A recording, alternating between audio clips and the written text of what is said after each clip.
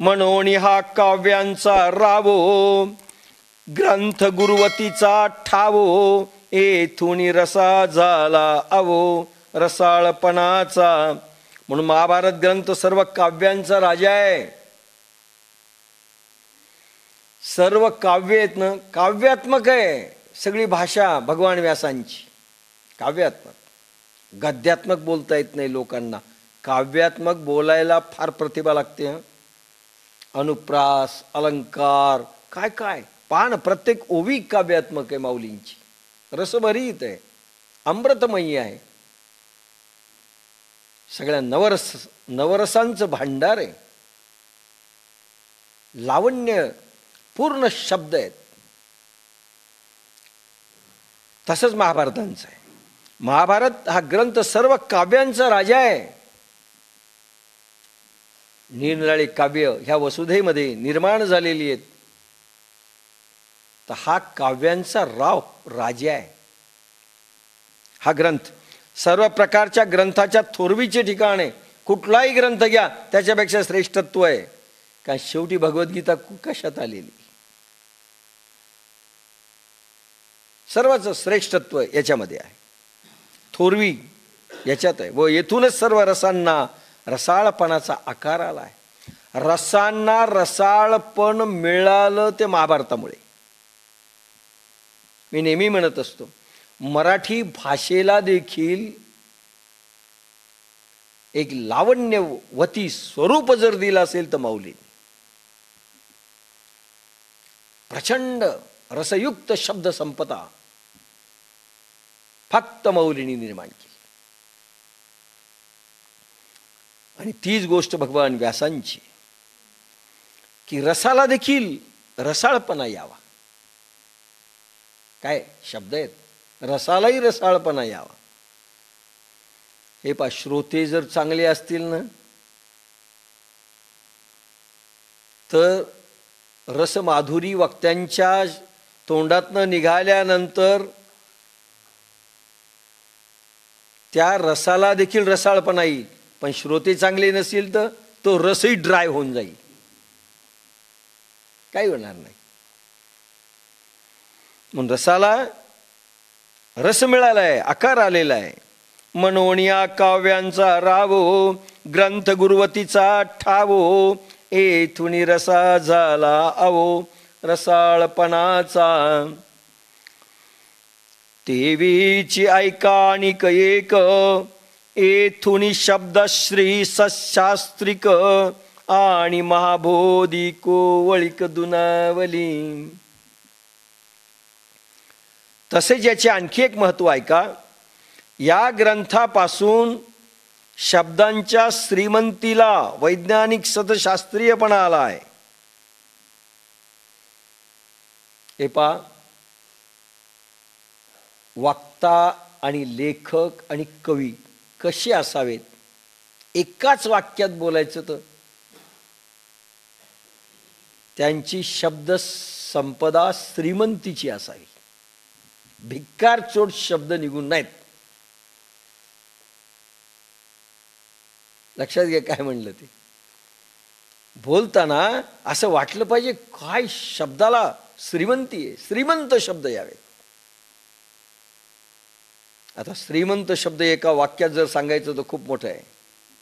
ते कसे असले पाहिजेत, प्रभाव कसे निर्माण करणारे असले पाहिजे. का भिक्कार चोट शब्द, दरिद्री शब्द, की बोलण्यामध्ये असो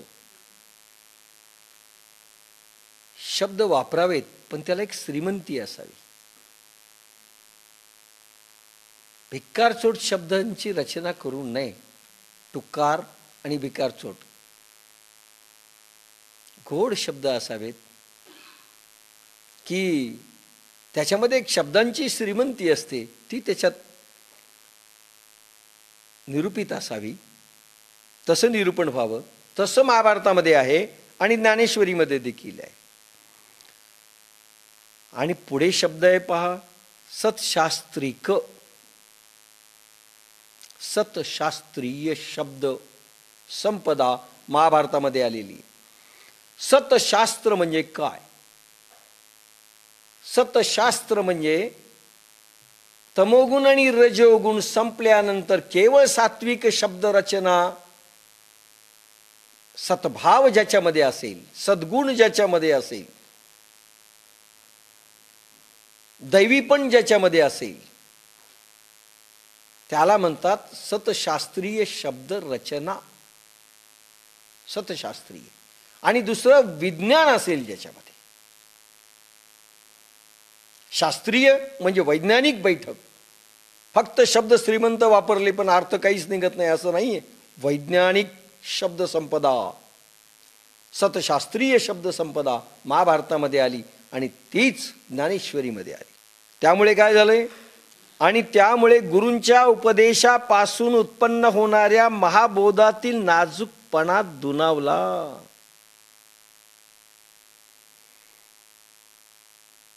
ज्ञानेश्वरीमध्ये सिद्धगुरु मिळाल्यानंतर ज्ञानेश्वरी सुरू होते, आपण पाहिलं. आणि सिद्धगुरु मिळाल्यानंतर त्यांनी फेकलेल्या शब्दसंपदेच्या जोरावर जे अनुभव येतील, शेवटचे क्षण म्हणजे महाबोधाचा अनुभव, आत्मबोधाचा अनुभव.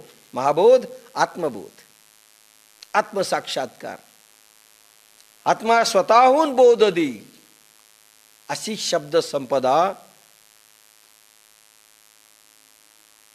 निर्माण झाली. आणि अनुभवाला आल्यानंतर त्याचा नाजूकपणा दुणावला.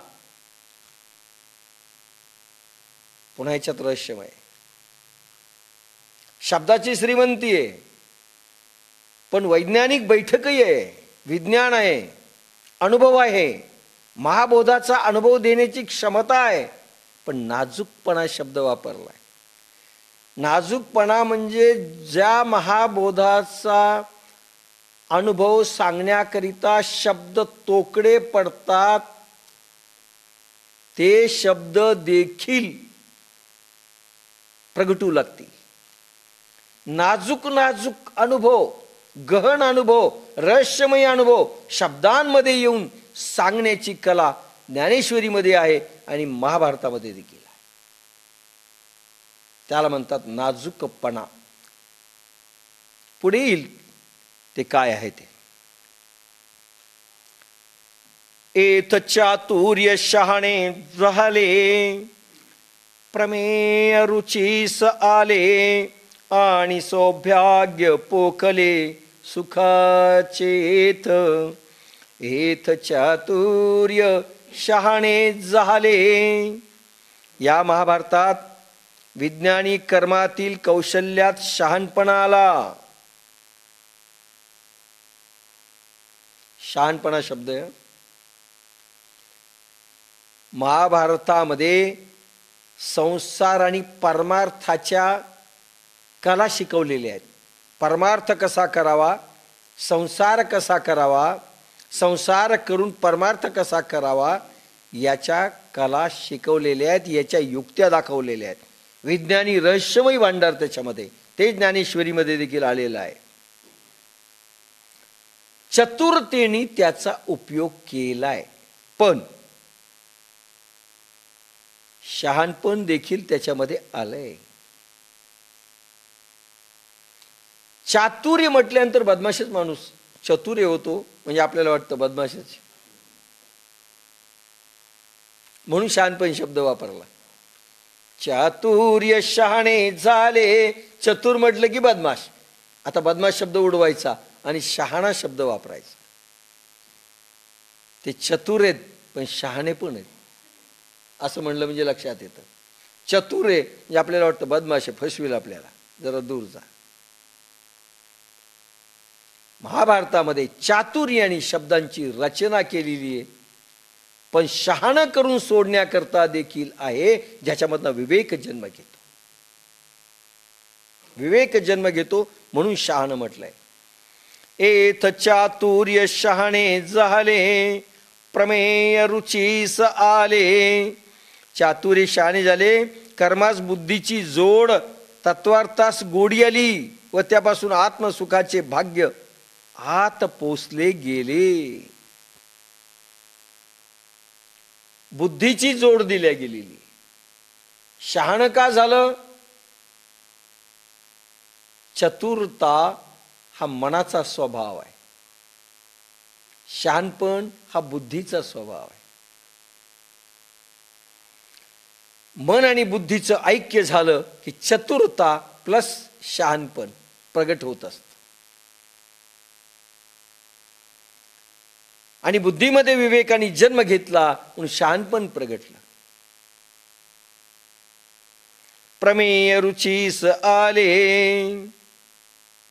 प्रमेय तत्वज्ञानाचा सिद्धांत. काही सिद्धांत आहेत, काही तत्वज्ञान आहे, ते अनुभवाला आले. प्रमेय म्हणजे सिद्धांत, सिद्धांतबोध, सिद्धांताचा अनुभव. एक गोष्ट असते त्याच्यामध्ये एक सिद्धांत असतो, ही गोष्ट सांगितलेली, त्याचा अनुभव येणं प्रमेय म्हणजे. प्रमेय रुचीस आले, सिद्धांताचा बोध. सिद्धांत काय? आत्मसुख, आत्मप्राप्ती. त्याचा बोध येऊ शकतो महाभारतामध्ये किंवा ज्ञानेश्वरीतल्या शब्दसंपदेमध्ये. आणि सौभाग्य पोखिले सुखाचेत. सौभाग्य, सौभाग्यवती, भाग्यवती, सौभाग्यवती. भाग्यवती म्हणजे भाग्य. भाग्य म्हणजे पूर्वजन्मीचं जे काही असेल ती घेऊन आलेली, पूर्वजन्मीचं पुण्य घेऊन आलेली भाग्यवती. भाग्यवान भगधातू आहे. दुसरा शब्द यश, श्री, ज्ञान, वैराग्य, ऐश्वर्य आणि धर्म. भगवंताच्या 6 शक्ती जिच्यामध्ये निर्माण झाल्यात त्याला भाग्यवती म्हणतात. भाग्यवान, त्यावरूनच भगवान शब्द झालाय. सौभाग्यवती,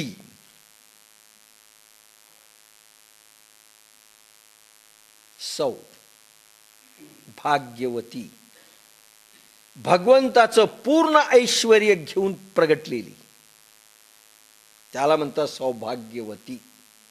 आपण कशालाही सौभाग्यवती, नवरा असला की सौभाग्यवती. परिपूर्ण भाग्य, ऐश्वर्य आणि वैभव दोन्ही घेऊन आलेली. ऐश्वर्य ईश्वराकडून मिळतं, भाग्य पुण्याईनं मिळतं पूर्वजन्मीचे. भाग्य आणि ऐश्वर्य दोन्ही घेऊन आलेली सौभाग्यवती. सौभाग्य पोखले सुखाचेथ. अशी शब्द संपदा आहे, त्या जर अनुभवाला आल्या, यशस्वी, ज्ञान, वैराग्य, ऐश्वर्य आणि धर्म आपल्या रक्तामध्ये प्रगटले, आत्मसुखाचा अनुभव आला की सर्व सुख मिळू शकतात असं ज्ञानेश्वर म्हणतात. काही कमी नाही. आत्मसुखाचे भाग्य पोचले गेले, आत्मसुख मिळतं, त्याला सौभाग्यवती म्हणतात. माधुरी मधुरता, श्रृंगारी सुरेखता, रूढपण उचिता दिसले भले. माधुरी मधुरता.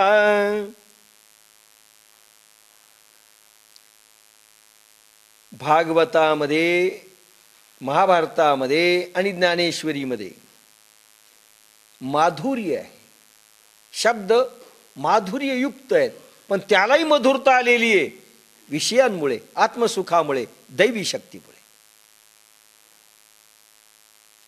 गुळाला गोडवा आला, गुळ मुळात गोड, त्याला पुन्हा गोडवा. माधुर्याला पुन्हा मधुर्यता मिळाली. अशी शब्दसंपदा आहे, असं महासुख देणारी शब्दसंपदा आहे.